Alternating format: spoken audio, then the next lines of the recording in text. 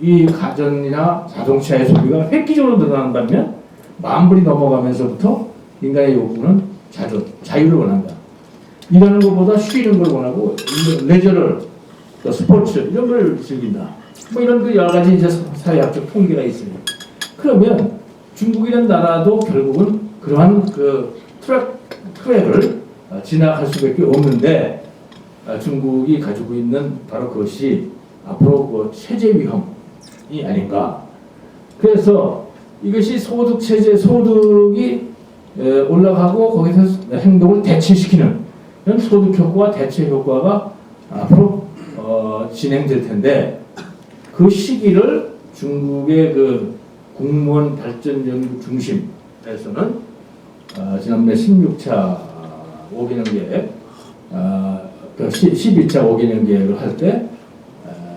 제가 한번 갔다 왔는데 거기서 자기들이 앞으로 3년, 작년 기준으로 3년이니까 한 2, 3년 내에 어떤 그런 문제에 봉착을 하기 시작할 것이다 라는 생각들을 정부 내에서 하고, 그러면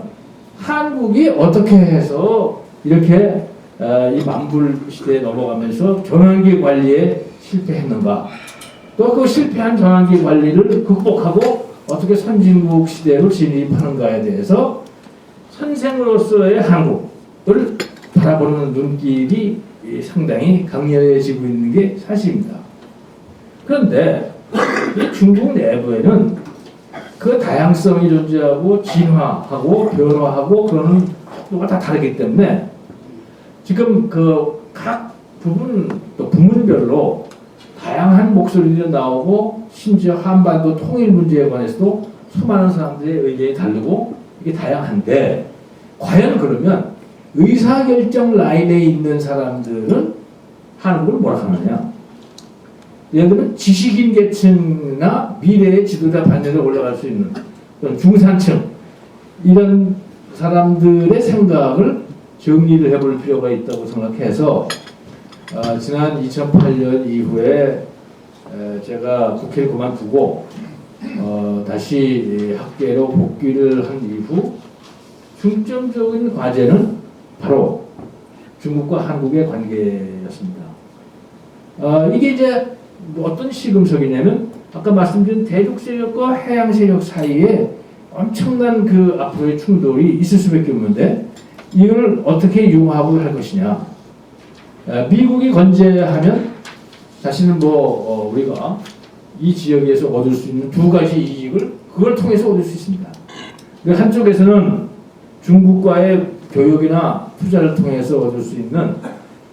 이익의 균형, 양국 사이에는 이익의 균형이 존재합니다. 아까 기록이 말씀하셨는데 박사님,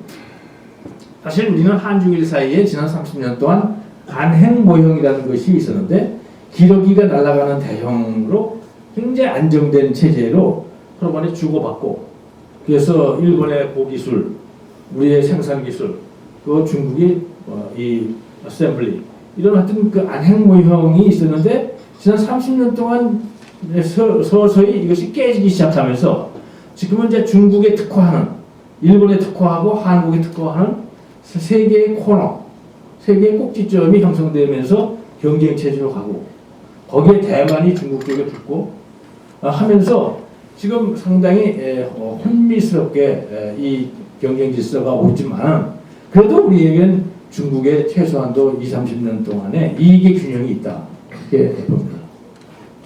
그런데 지난 30년 동안 그와 함께 우리를 도와줬던 것은 미국이 우리에게 씌워줘 왔던 전통적인 세계의 우산, 즉 핵과 안보의 우산, 금융과 통화의 우산,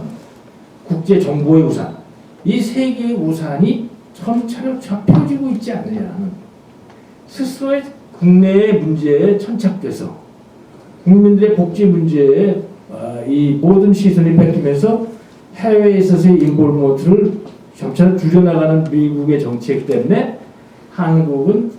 굉장히 한반도에 있어서의 미국의 인볼브먼트가 약해질까봐 두려워하고,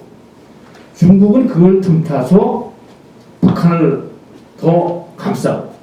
그래서 한국이 미국과 더 부둥켜 앉지 못하도록 끊임없이 긴장감을 조성하려고 하는 중국의 태도, 뭐 이런 것들이 얽혀져서 결국 북중 관계, 한미 관계의 양대 축이 서로 이 안보 문제에 있어서 서로 대립하는 이런 형국을 보이면서 지난 30년 동안 도광야회라는 중국의 자기의 그 웅크리고 자기 발톱을 숨기고 질서에 순응하는 이런 중국의 정책에 약간 변화가 일어나면서 드디어 서해 바다 또 말라카 해협에서 동중국해 대만 해협을 거치고 서해 바다로 연결되는 이러한 그 자유 항로에 있어서의 위협 이런 것들이 이제 형성되기 시작하면서 안보적인 면에서의 그동안 형성되었던 세력 균형이 깨져가고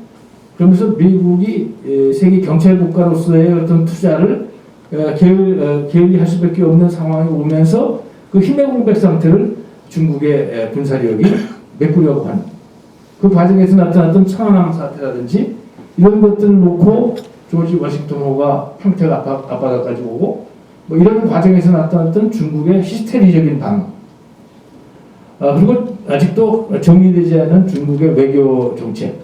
당과 외교부 사이의 갈등 뭐 이런 것들이 종합적으로 해서 지금 굉장히 이 지역의 안보 지형이 굉장히 불안정하다